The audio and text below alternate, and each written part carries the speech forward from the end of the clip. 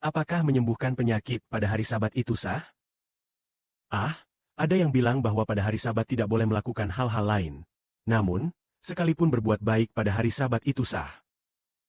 Mari kita baca tentang Yesus Kristus yang menyembuhkan penyakit pada hari Sabat. Yesus meninggalkan tempat itu. Ia masuk ke sinagoga orang Yahudi. Di dalam sinagoga itu ada seorang pria, yang satu tangannya mengecil. Pada saat itu, seseorang bertanya kepada Yesus, apakah menyembuhkan pada hari Sabat itu sah? Dia bertanya seperti itu, dengan tujuan mencari alasan untuk menuduh Yesus. Tetapi Yesus menjawab mereka, katanya, siapakah di antara kalian yang punya seekor domba saja, saat hari Sabat jatuh ke dalam lubang, bukankah dia akan segera menariknya keluar? Manusia jauh lebih berharga daripada domba. Jadi, menyembuhkan pada hari Sabat itu sah. Kemudian Yesus berkata kepada orang yang tangannya mengecil itu, ulurkan tanganmu. Dia mengulurkan tangan dan tangannya menjadi sembuh. Sama seperti tangan yang lain. Pada waktu itu orang-orang Farisi menjadi sangat marah. Mereka pergi berdiskusi bagaimana cara mengatasi Yesus, supaya bisa membunuhnya. Tuhan Yesus berbuat baik pada hari Sabat. Orang-orang Yahudi menjadi sangat marah. Mereka ingin membunuhnya. Terdapat seorang pria dengan satu tangan yang mengecil pada hari Sabat. Kemudian dia mengulurkan tangan. Dia mengulurkan tangan dan tangannya menjadi sembuh.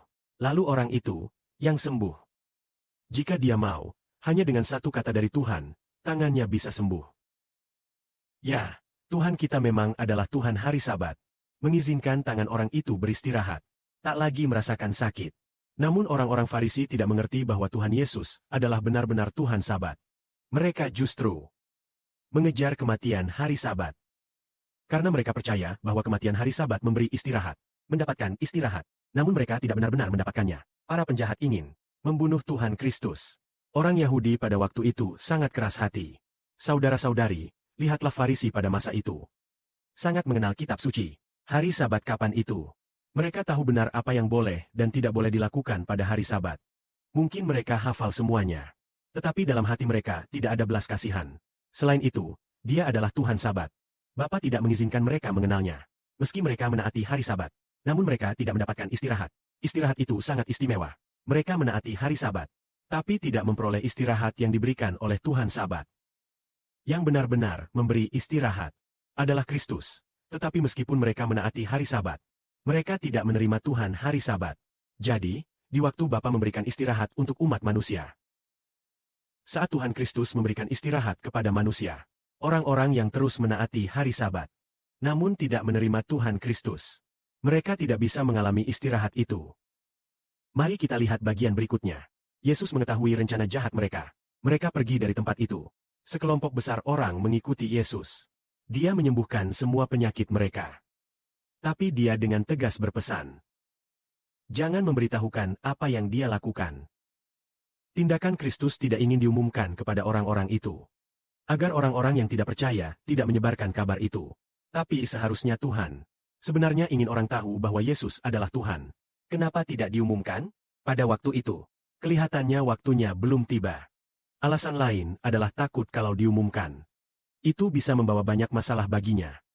Jadi, Tuhan Kristus tahu betul siapa yang harus diberitahu tentang perbuatannya dan siapa yang tidak. Dia tidak ingin orang yang tidak percaya mengetahuinya. Hanya ingin biar orang yang percaya padanya tahu dan selamat. Adapun orang yang tidak percaya, jika tahu, mungkin seperti tadi ketika Tuhan Kristus mendekati tangan seseorang. Orang-orang pun membahas untuk membunuh Tuhan itu. Orang yang tidak layak, kita tidak perlu membiarkan mereka tahu. Orang yang layak biarlah mereka tahu. Yang tidak layak biarkan mereka. Yang tidak tahu orang yang layak, mereka mengakui Tuhan. Yesus adalah Tuhan itu cukup. Yang tidak layak biarkan mereka terus tidak tahu. Seperti yang dikatakan kitab suci, barang siapa yang punya akan diberi lebih banyak, karena dia berkelimpahan. Yang tidak punya bahkan apa yang dimilikinya akan diambil. Yaitu barang siapa yang punya, orang yang layak. Biarkan dia mengenal Tuhan dan mendapatkan kelimpahan berlebih. Semua yang tidak layak, meskipun ingin mengenal Tuhan sedikit saja. Meskipun ada kemungkinan kecil untuk mengenal Tuhan sedikit saja. Semua karunia akan diambil dari hatinya. Biar dia benar-benar tidak beruntung. Untuk menggenapi apa yang dikatakan kitab suci. Yang tidak punya, bahkan yang sedikit pun akan diambil dengan alasan dia tidak punya iman atau keras kepala tidak percaya. Meskipun sedikit sekali tentang Kristus di hatinya akan diambil. Amin.